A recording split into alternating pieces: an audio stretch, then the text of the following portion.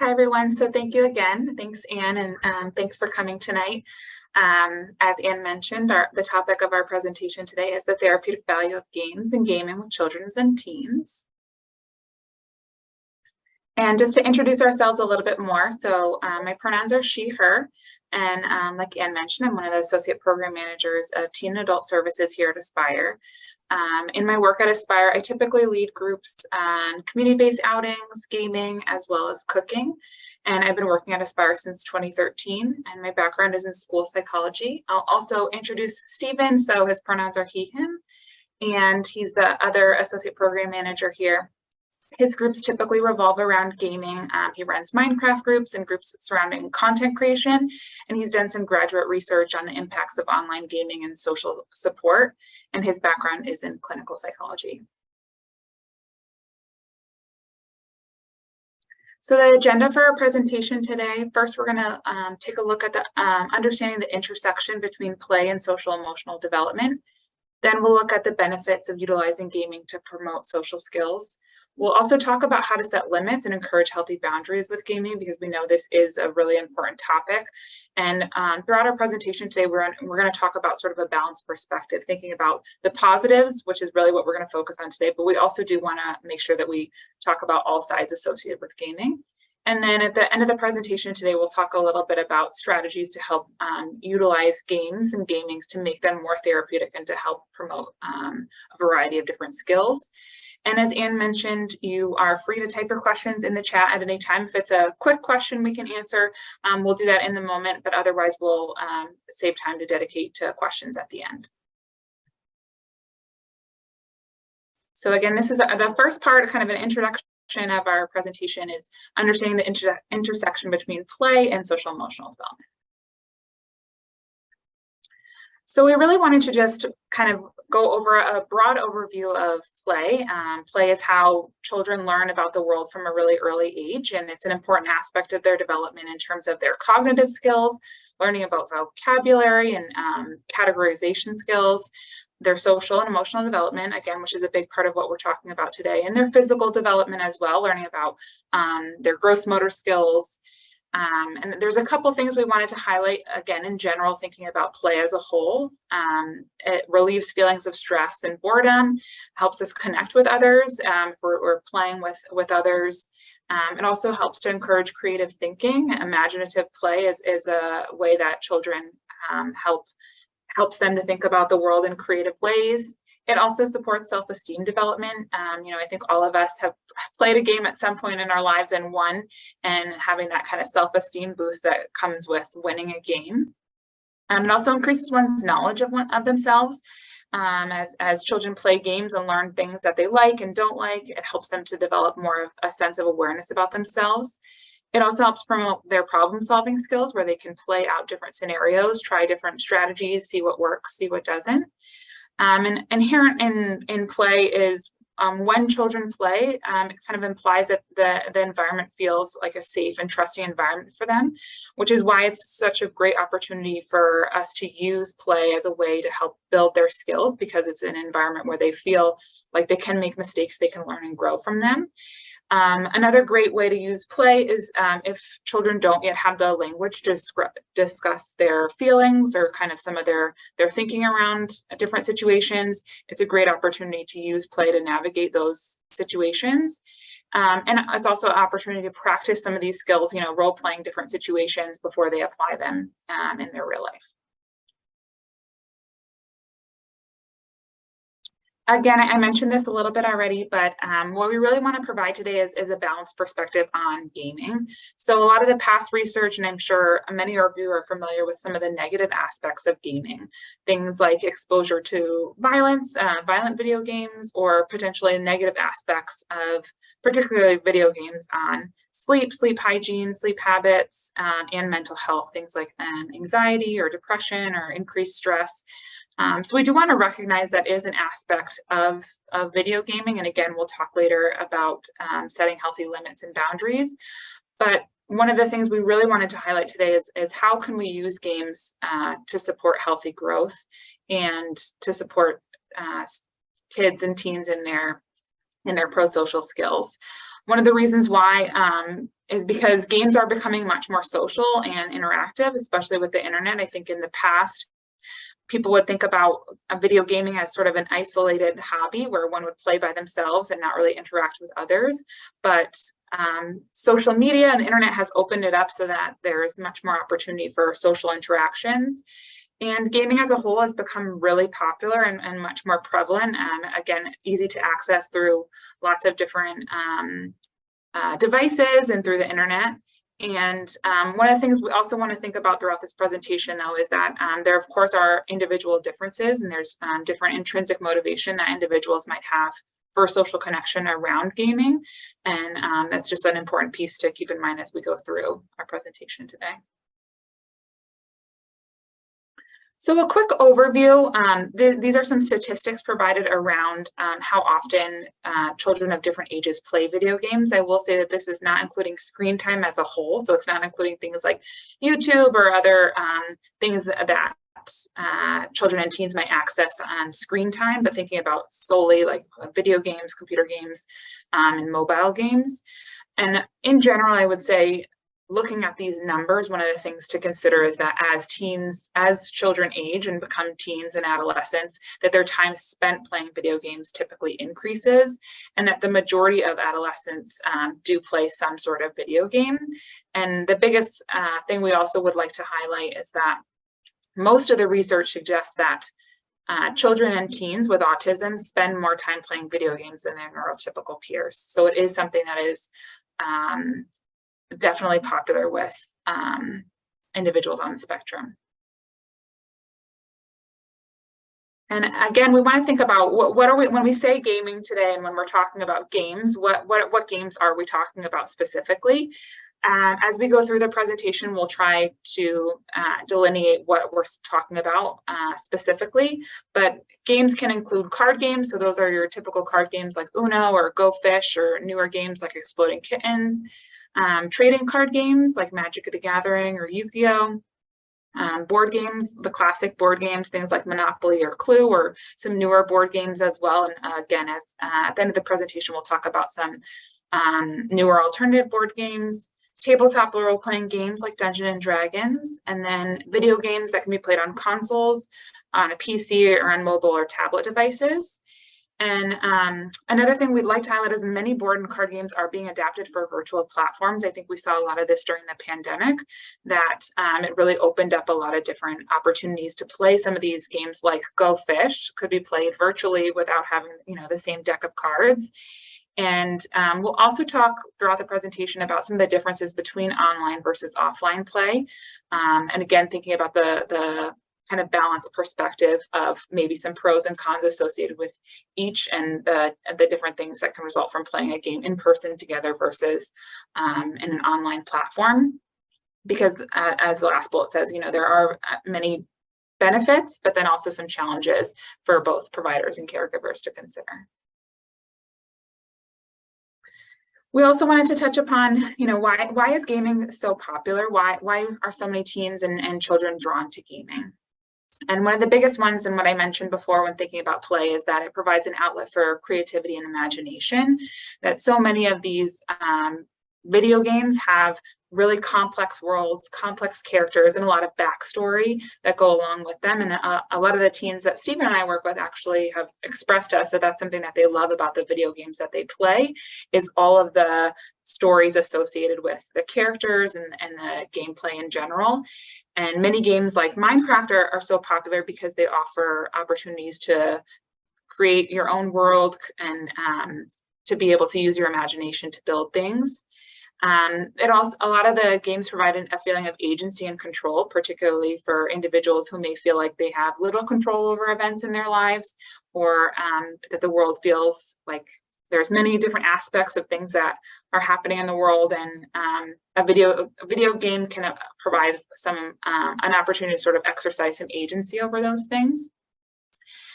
There are also typically some structured challenges to overcome where they can sort of build upon their skills as they're playing different games. And again, this goes along with that self-esteem aspect of, as they accomplish different tasks in games, or if they win certain challenges, that they can really feel a sense of an increase in their self-esteem.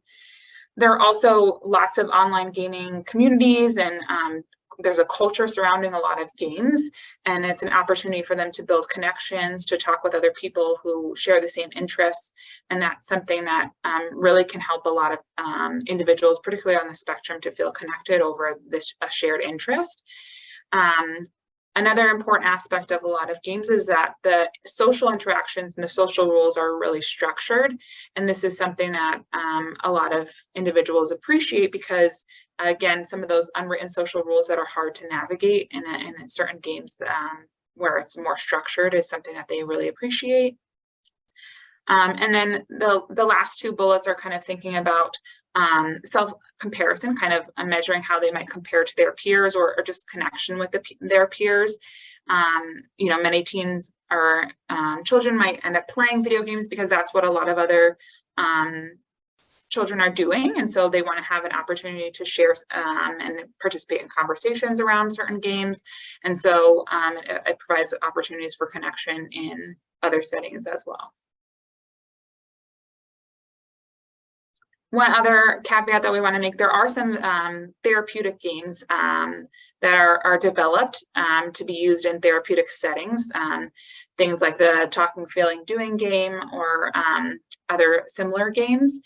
These are games that sometimes younger children tend to enjoy. They kind of have direct instruction about therapeutic language or different skills, but many children and teens often prefer kind of the commercially based, commercially available games or games that can be bought in a store.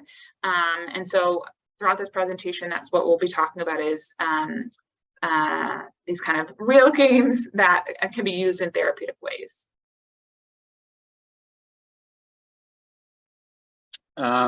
Thank you, Kelsey. I'm going to talk now just a little bit. I'm going to kind of go through the different categories of games we just talked about. And I'm just going to talk about some of the benefits that are associated with various types of games. So first, we just wanted to talk about board games and card games. I've used board games and card games a lot therapeutically in schools primarily.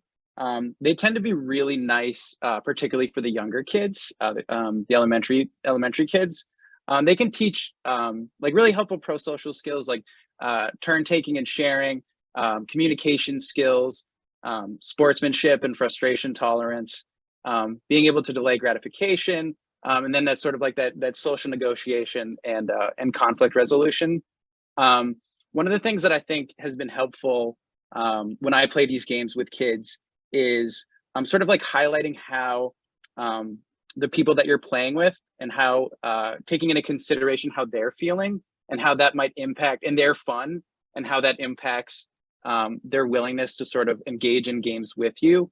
So for example, I've had kids in the past who have maybe been a little liberal with their interpretation of the rules for certain games. And these are younger, like elementary kids. So there's no malice or anything involved. But the way I like to talk to them about in those situations is sort of like, well, if I don't feel like I have a fair shot at winning, or if I feel like we're not playing by the same set of rules, it's not as much fun for me to play. And then if it's not as much fun for me to play, I'm not going to want to play with you as much. And I know that this is really fun for you. So it can be really important to think about not just how much fun you're having and what you're doing in the game, but thinking about other people as well, how they might be feeling and how everyone having a good time and having fun impacts the overall enjoyment of the whole group and everyone's willingness to continue engaging in these games. They can also be really good opportunities to learn about, like early on, to learn about other people's perspectives and to start building relationships with other people in the context of playing some of these games. So the board games and card games can be really, really helpful for, particularly for the younger folks. We use them, across, our teen and adult groups as well. But, for some of these skills, they can really be helpful for the younger kids. I'm going to talk a little bit now about role-playing games. So specifically tabletop role-playing games. These types of games have been getting far more popular than ever before. These games, if people have watched Stranger Things at all or are just familiar with it, these games kind of came to popularity a little bit in the 80s. 80s and 90s, and kind of had experienced a pretty significant resurgence today. So if people aren't familiar with kind of like what a tabletop role-playing game is, the best description that I've heard of a tabletop role-playing game is essentially Dungeons and Dragons is the best excuse to just get together with your friends and throw some dice in the background. Your enjoyment of this activity is more likely going to be impacted by the people that you're playing with versus fidelity to a rule set or kind of like overcomplicated systems and structure. So these games are really, really nice because there's typically one person who is facilitating a storytelling experience for the rest of the group. So there are just so many different ways that you can approach this sort of setting. There's so much creativity involved. For example, the person facilitating it can say, hey, here is a problem. You guys need to solve it. And everyone in the group can come up with infinite number of ways, creative ways to sort of address that problem. A good group facilitator will entertain most of these attempts, and then will hopefully reward the group for some creative thinking. Particularly in a therapeutic setting, this would certainly be the case. But specific skills that can be improved by engaging in these types of games. Again, like I mentioned, like flexible thinking and problem solving. There's no one solution to any kind of problem in these games, which is really cool. And you can really be creative and imaginative with how you approach it. Because it's a group-based game and you're trying to accomplish something as a group, there's all sorts of collaboration and negotiation that's going to be taking place. So interpersonal skills, social communication. I mentioned creativity and imagination. I mean, these worlds are essentially a creative playground for so many teens. Some of the things too that not everyone will role play their characters, so to speak, but a lot of people will sort of try to interpret events and approach certain situations from the perspective of the character that they're playing. So being able to try and put yourself in, even if it's a fictional character, someone other than you, trying to put yourself in someone else's shoes and think about things from a different perspective than you might normally. So that can be a really nice experience. And then there's so much going on with these games and they're so open-ended. There's going to be a lot of patience and frustration tolerance that those skills are also going to be built. We tend to find that because things like Dungeons and Dragons or similar games are such of high interest to certain folks, they tend to be more motivated to engage in maybe situations that would be more uncomfortable or new social situations. So because it's such a motivating activity, they're more sort of willing to stick with it, navigate those challenges, put themselves in situations that might have felt really uncomfortable or still do. But because the activity is really, really motivating for them, they're more willing to do that. And that's actually going to be a theme throughout our presentation when we talk about different games. And so hopefully if the technology and everything still works, we're going to show a short video. We felt like this video was a really nice way to highlight some of the benefits of using an activity like Dungeons and Dragons to facilitate social connections. So we're gonna just play this short video.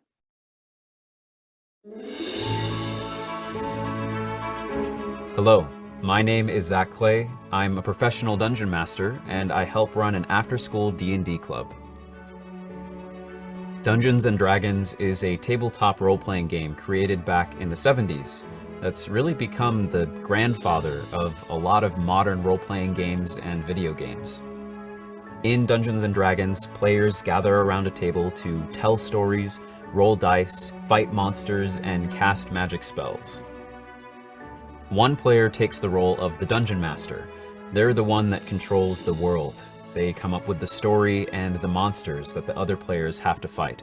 One of my favorite aspects of DMing is building the world, creating characters and NPCs, and it's kind of like an outlet for all these ideas. The dragon will use its turn to dash. It's no longer really focusing on you, it's trying to get to the crater as fast as possible. The other players at the table each control their own character, a team that works together to help each other get through that dungeon or encounter or fight off the monster that's been put in front of them.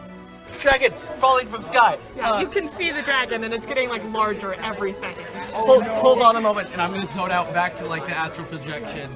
Whether it's teamwork or collaboration, creativity, or even a bit of math, Dungeons and Dragons is the meeting point of all of these skills that these students work on every day. Something I really love in D&D is just doing all the math, honestly. A lot of this comes in handy for like classwork and homework, where I need to consider more than just the single option that I tend to just revert to. When I was in middle school and high school, there was no D&D club here. When I came back to the school as an educator, I decided to run sessions of D&D for the students. Now we have this great club between both the middle school and the high school, and an amazing creative outlet for these students. No matter what else is going on in the world around them, when a player comes to sit at the table, the rest of the world can disappear. You find yourself immersed in the story that's happening and playing a character that isn't yourself. You can take on a funny voice or become the hero in the story, and perhaps that's some of the best collaboration and creativity that they get to express even just in the short time that they sit at the table. You heal 11 hit points. I got into D&D. It's actually because of her, actually. Just showed me some books, got me introduced to the characters, and from there I just kept on playing. Once a person realizes that the main part of D&D is just sitting around a table with your friends, rolling dice and telling stories, it's pretty easy to get into.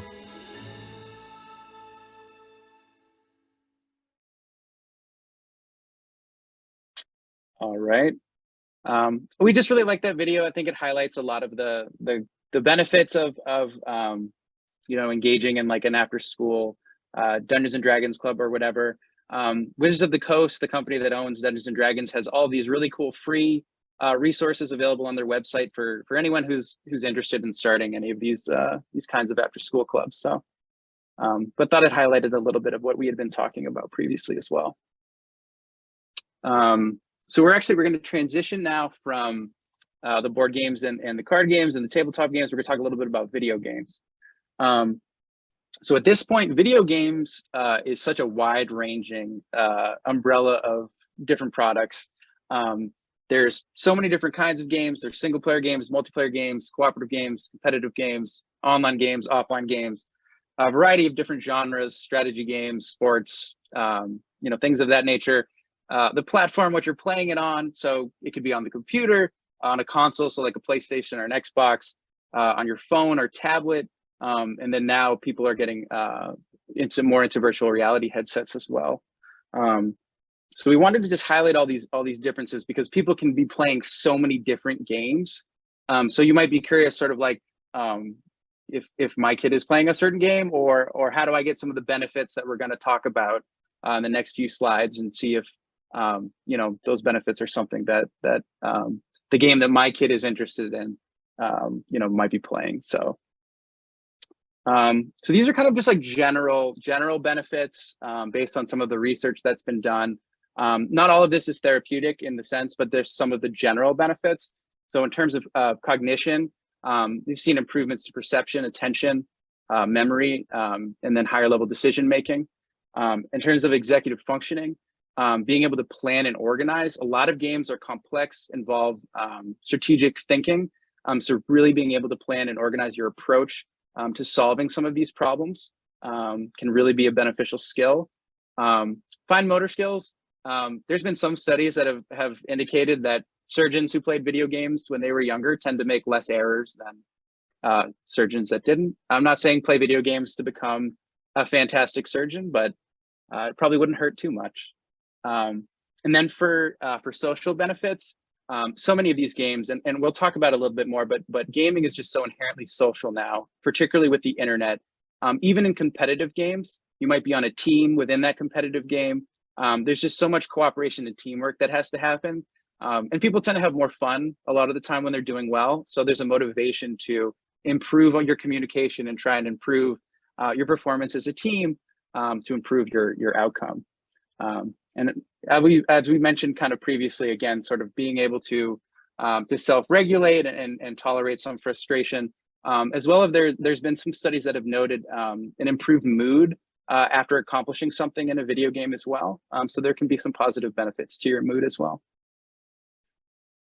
So like I said, like in terms of the work, the kind of work that we do at Aspire and how we like to think about games and using games therapeutically is really, video games are inherently a social activity. Whether or not they're online or in person, they're highly motivating activities. And when there's that set of shared interests for a highly motivating activity, it's going to facilitate social connections. You're going to want to play with other people that play this game. You're going to want to talk to people about this game. So in the sense of being part of a larger community, gaming is no longer isolated inside the game itself. I sometimes wonder if the kids we work with spend more time watching other people play games on YouTube versus like how much time they actually spend playing the games themselves. So there's just these wide ranging communities that surround gaming and certain games in that culture now. And sort of, you can learn about people and you can learn about what they think and what they feel and their behaviors in a virtual world. There have been a lot of studies looking at human behavior using virtual worlds as their model to sort of better understand human behavior. So while it might not be a complete one-to-one in terms of how applicable it is into the real world, these virtual worlds have been used to learn about human behavior. So kind of going back to what I had brought up before, just about sort of, does the kind of game matter? So I talked about all these differences inherent to all these different kinds of video games. So do these differences matter in terms of some of the benefits that you're going to get? Does it matter if you're playing Minecraft or does it matter if you're playing Fortnite? So the answer, I mean, yes and no, which, you know, gives me a lot of wiggle room. So some games inherently are going to have more social features built into them to foster cooperation. However, part of the research that I was involved in was kind of looking into the factors that sort of make a game fun and provide a sense of satisfaction from playing the game. So we were thinking about a lot of different factors, right? Like it could be a really rewarding gameplay. It could be a really engaging story, or perhaps, you know, really interesting art direction. But one of the strongest correlations that we noted was with perceived social support. So the way we kind of hypothesized that interaction is sort of social support not being a side effect of gaming, something you get, you know, you game and like, oh, cool, it's kind of fun to, you know, hang out with my friends and play this game for a little while, but it's actually a motivating factor behind gaming. So one of the primary reasons, you know, you might want to play a particular game, or you might want to play video games at all, is the setting in which you engage with others, whether it's your friends or people that you met within that game community. So really looking at connecting with others as a motivating factor for playing games.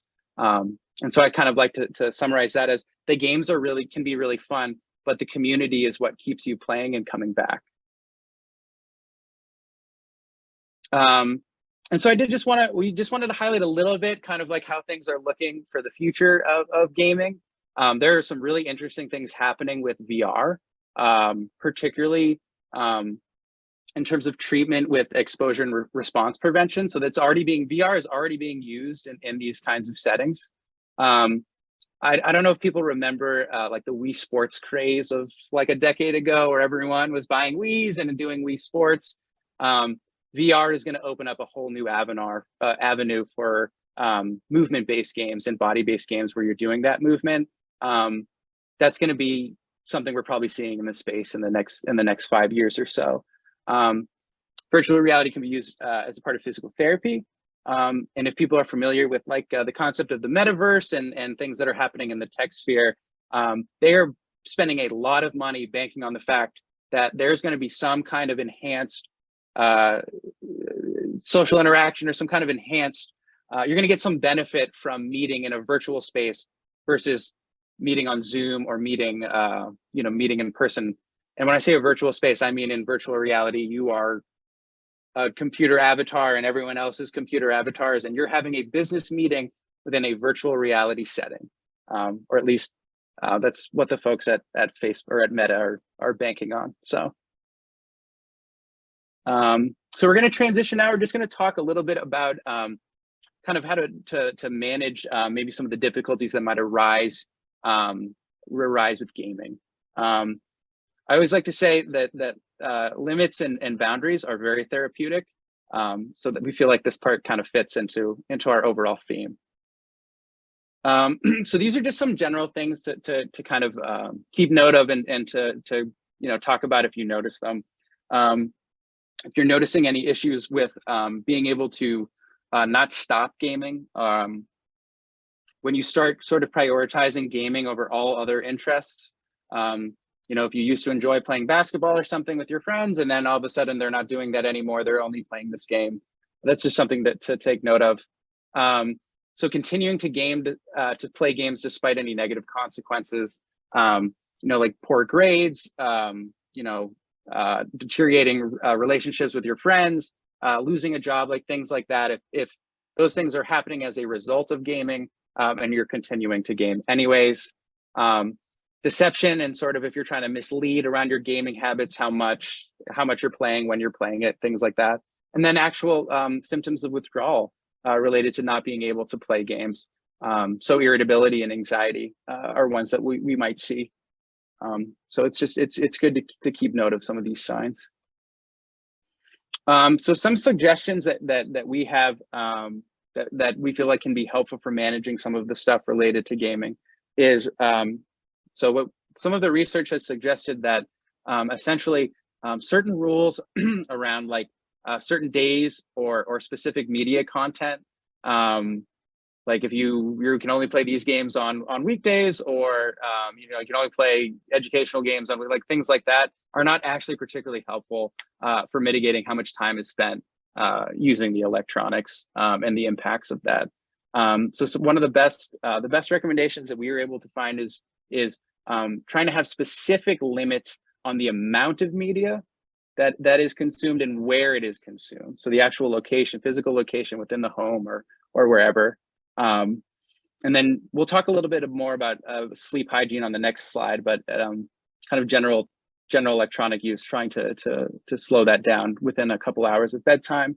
If you're going to set rules around gaming, limits around when and where that you can utilize this media, the limits need to be really clear and consistent. So they need to be known.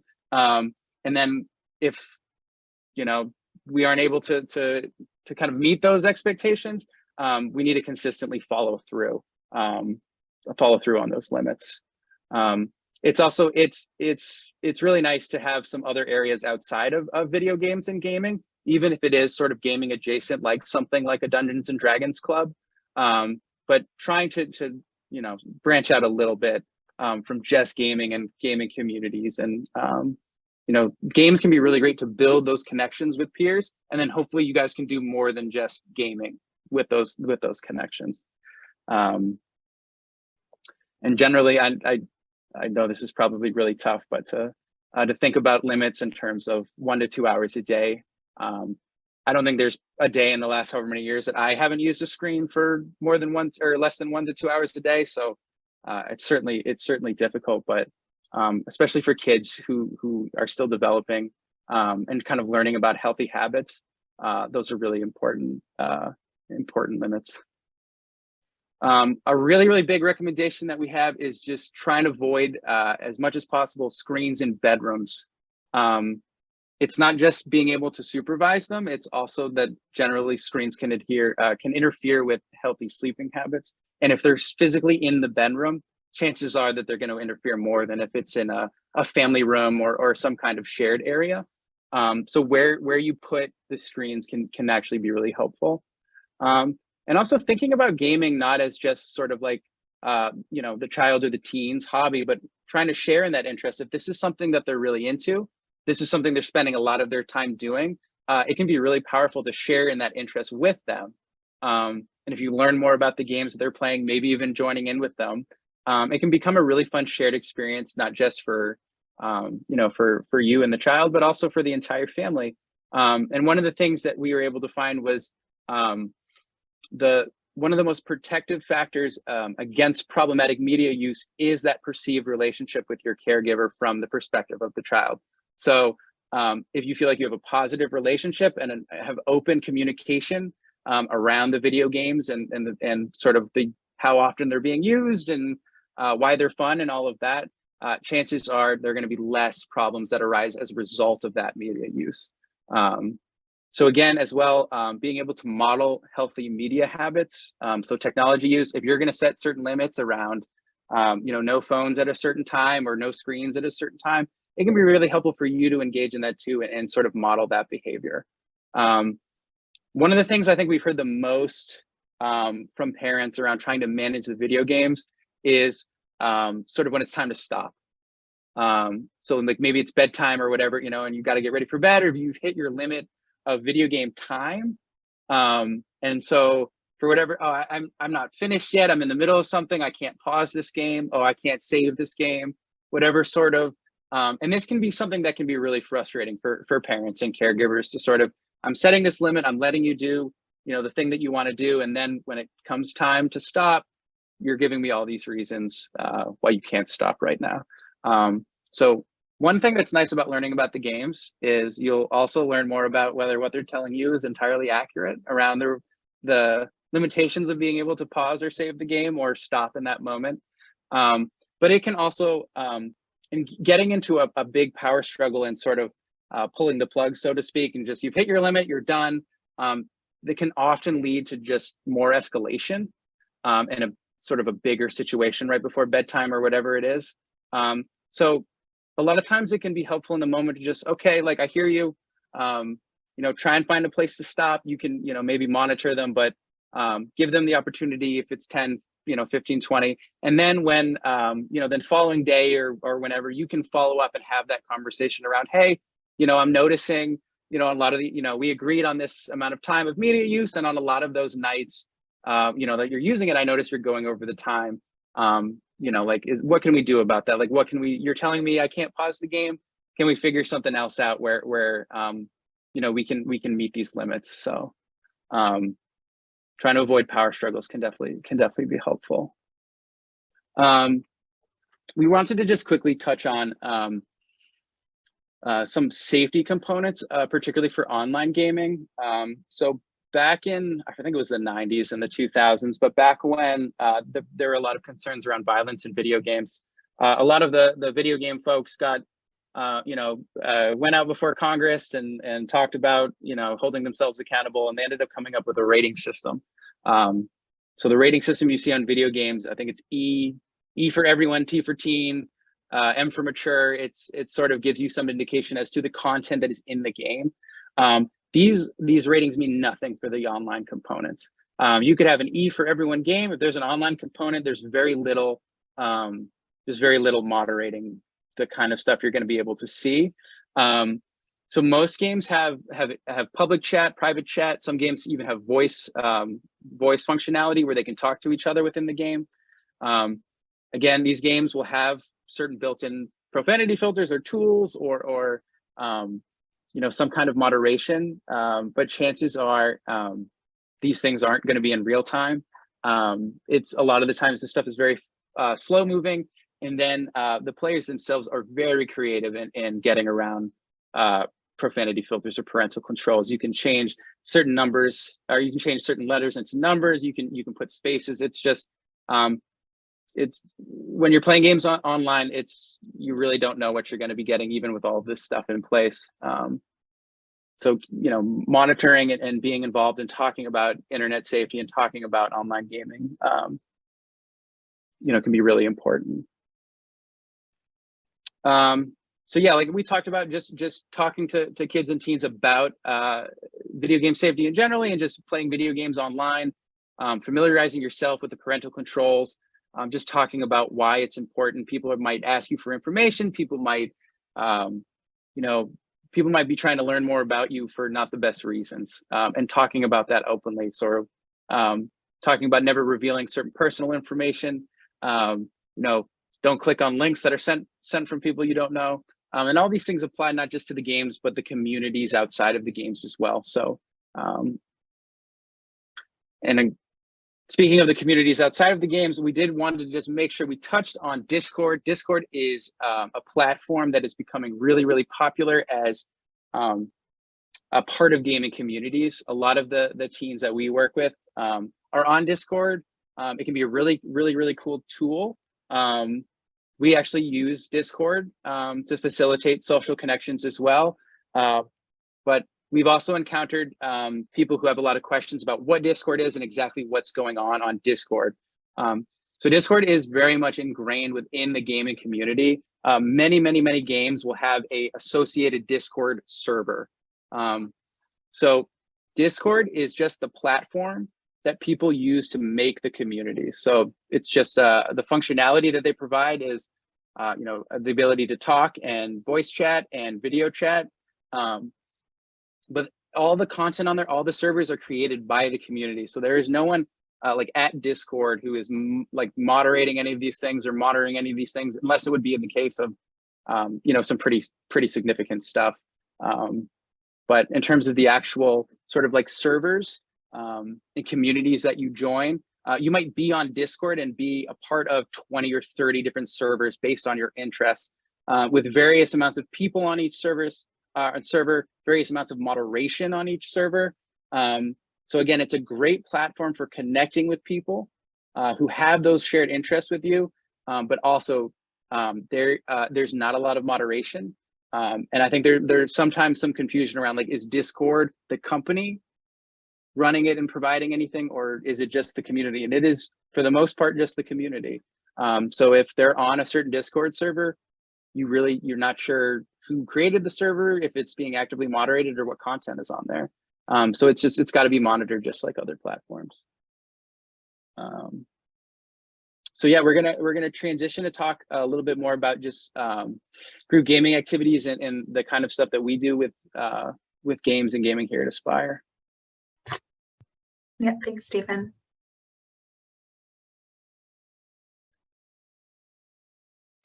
So just a quick overview, if you're wondering, at Aspire, what we sometimes do with gaming. So we have cooperative gaming groups, we run Minecraft groups, some collaborative storytelling, which is more of tabletop games.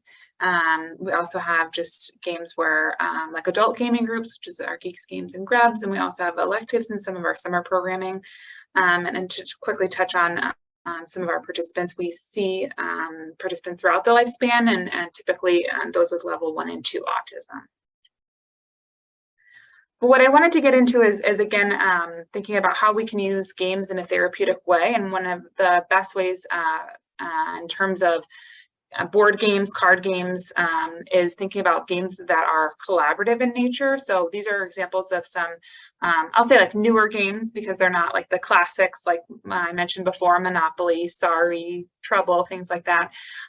These are games where all the players work together to accomplish a shared goal. Typically, it's something like collecting items within a certain time limit, or surviving a certain event altogether. And players use their cards or different aspects of the game to accomplish that task together.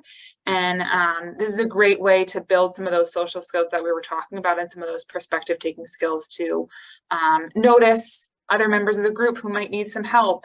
And again, it's a safe environment to practice some of those skills of working together, collaborating, and demonstrating some of those flexibility and problem solving skills. Another great way is thinking about humor-based games. So we wanted to touch on this specifically because one of the things I think that's really important for individuals on the spectrum is learning more about humor in a safe setting. And it's a really great way to build perspective taking skills, to stop and think about, what will other people in this group find funny? What's something that other people in the group will laugh at? And also just the experience of laughing together as a group, having fun, really helps to build connections and to create a playful, fun environment. So we have some examples up there of games that are easy to play, easy to learn, like Cards Against Humanity, or we have this game up there called Quiplash, which is very similar, where you write in the answers. For some of these, obviously, we're teaching about humor, so maybe like a Cards Against Humanity is something where we would edit the deck, or the deck could be edited. There's also lots of similar games that can be played with kids and with families. There's a children's versions of Cards Against Humanity, or I think there's other similar games. But again, just highlighting some of those humor-based games as a way to build some of those pro-social skills. Another one that we wanted to highlight is Minecraft, because Minecraft is so popular, continues to be very, very popular. And as I mentioned before, is a great way to tap into some of those creative aspects. Since it's so highly popular, it's a really nice shared interest point of connection. So if it's something that is already a really motivating activity for an individual, it's a great way to then use that, leverage that interest, and kind of tap into it as an area to build upon and grow. And one of the things, if individuals are doing it within a group, that playing in, there's a creative mode you can play in. So if they play in creative mode, they can make group decisions together about if they want to build things together, or make negotiations, talk to other group members and say, I'm going to build over here. Is it okay if I build over here? What are you building over here? And talking together, planning. Group members can also share their knowledge with each other, or again, if they're playing with other peers, to kind of say, oh, you're really good at making this. Can you help me over here make this? And then also our hope and what we would always hope for some of these kind of things is working to then bridge the gap of extending those connections beyond just the Minecraft world, right, to help them kind of continue on in other settings. And one way, on the next slide, I think one way to do that, I have a visual. On the next slide, yeah, is thinking about Minecraft mind files, but thinking about others. So a mind file is a file about with information about others' interests, and it's a way to start conversations with others, make connections. And so having some of these visuals about, again, how to kind of bridge that gap between the game and making connections with others. And the other image is a game of sort of playing a Pictionary type game through Minecraft, of building something, having someone else guess what they're building, and taking turns. So again, using some of those, using the game itself as a platform to help teach some perspective taking skills. And the last couple slides that we're going to talk about is ways to use visuals for families and other providers that they could use to, again, help make commercially based games more therapeutic. And so one of the things that's important to highlight is teaching kids how to play games and how to handle maybe winning or losing, or if things aren't going your way in a game, what to do. So the first visual here is talking about how to manage some self-regulation skills if they're feeling frustrated, looking at those body signals, and then implementing a strategy if they're feeling stressed while playing a game, because the goal is to have fun. And then also setting group ground rules around gaming. And this is some examples again that we have up there, but this would be an opportunity if you're playing games as a family. One of the things to set up would be to set up some rules and norms around gaming, not just related to the rules of the game and how to play the game, but things like how will you handle if someone wins, how will you handle if someone loses, what strategies you might use. So there are two examples on the next slide. We have a little bit more about sportsmanship, which is another great thing to teach when we're thinking about the therapeutic value of games, is how to be a good winner and a good loser. So teaching kids if they win, what are some of the ways that you can be a good group member or a good family member to show your excitement over winning, saying things like good game, maybe teaching children some scripts about what they could say that doesn't feel maybe like bragging. And then also if they lose, what are some of the things that might happen that they might do if they are upset about losing a game, because these are important things if they're practicing it within the family, to think about if they're playing them with their peers, how can they show good sportsmanship, and again thinking about what are some of the strategies that they might pull from, what are some of the tools they might use that they could carry through in other settings as well. And these last two are thinking more about making group decisions or working together in a group.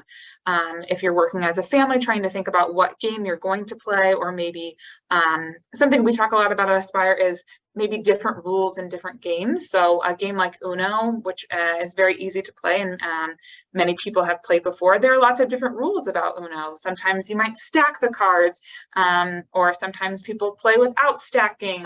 There's lots of different nuances to some rules in traditional games that we play. And so thinking about how are we going to make decisions if we vote and there's a tie, how will we determine tiebreakers, if we need to compromise on games or game rules, and teaching children explicit things about providing feedback to others, like using I statements, or demonstrating some of those flexible thinking skills if we're working together. And a lot of these also will come back to some of those collaborative games, if we're playing games together or we're working maybe in teams, to teach children how to do that effectively. And this last slide is again thinking, kind of putting all of that together to think about a family game night. And so some of our recommendations would be to, like I mentioned, set family norms and expectations around gaming. So making some of those visuals to use, or talking about this is how what it's going to look if somebody wins. This is how it might look if someone loses in the game. This is how we'll take turns. And if there is a goal around gaming, to share that with the whole family, so everyone is on the same page about what the goal is. Again, I think a really important thing is utilizing visuals as much as possible to help support their understanding. A big one that Stephen also just mentioned a couple slides back, but modeling kind of those expected behaviors or reactions. So thinking about if maybe you're playing the game and you're losing, to sort of model out loud what you're maybe doing or how you're feeling, so that your children kind of have that understanding of what's going on internally for you. Maybe you can kind of verbalize what strategies you're using if you're feeling a little bit frustrated about losing a game, and verbalizing that, thinking out loud, can really help them to kind of understand better and learn some of those skills that you're hoping that they'll transfer over. And a big thing that we hope has been highlighted throughout this presentation is just to incorporate the interests and preferences of your children into some of the group decision making around the games that you play, or even if you're going to kind of make up your own game, or utilize a game in a different way, to think about if you have a child who has a special interest area. A lot of the research has shown that utilizing that special interest area can really help and be a great jumping off point for them to build some of these skills. So we're at our final slide. We have our contact information up there, but we also wanted to open it up if people have questions. You could feel free to type your questions in the chat, or you could unmute and ask questions that way too.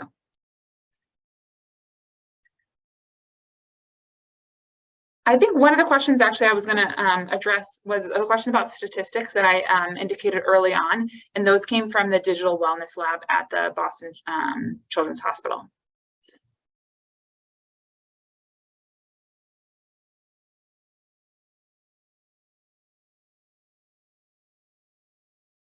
I think I'm seeing a question just about sort of like the cognitive and emotional state in terms of choosing a game, and trying to avoid frustration and anger. So in terms of any recommendations, I would go back to sort of like the differences between all the various kinds of games. Choosing a game that isn't competitive, choosing a game that maybe is more creative and less sort of linear or problem focused. So like Kelsey mentioned, like a game like Minecraft on creative mode, there really isn't any winning or losing in Minecraft creative mode. You're just being creative. So picking games that are gonna be more like that, like more either cooperative, creative, more open-ended, versus competitive games or you know, difficulty game, like games with sort of linear difficulty where you know, there might be more moments for potential frustration. That would be how I would try and pick something.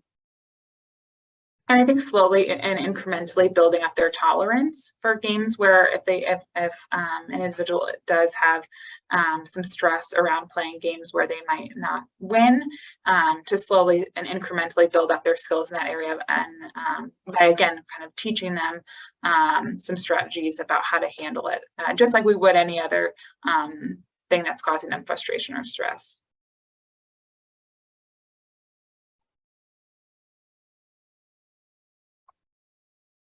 Any other questions?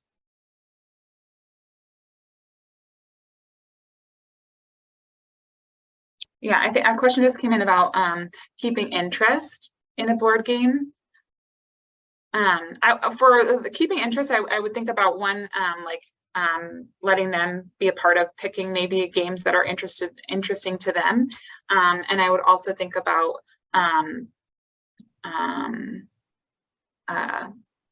like games. There are some games that are very fast and quick to play, so you know, a game like Monopoly that maybe takes a long time. Thinking about games that are kind of shorter in duration. And there is a question about negatives. I do think we highlighted a couple negatives, and we will be sending out the slides. And if people have additional questions, feel free to send us an email. But otherwise, thank you everyone for coming, and we'll send the slides out next week.